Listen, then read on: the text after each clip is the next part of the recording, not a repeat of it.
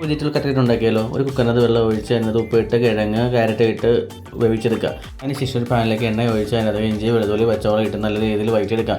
കുറച്ച് അരിഞ്ഞ് വെച്ചിരിക്കുന്ന സവോളകൾ ഇട്ട് നല്ല രീതിയിൽ വേവിച്ചെടുക്കാം. അതിലേക്ക് മസാലക്കൂട്ടുകളായ മുളക് പൊടി, മഞ്ഞൾപ്പൊടി, ഗരം മസാല, കുരുമുളക് പൊടി ഇട്ട് നല്ല രീതിയിൽ വഴറ്റിയെടുക്കാം. ഉടച്ച് വെച്ചിരിക്കുന്ന ഉരുളക്കിഴങ്ങും ക്യാരറ്റും കൂടി നല്ല രീതിയിൽ ഇട്ട് കുഴച്ചെടുക്കുക.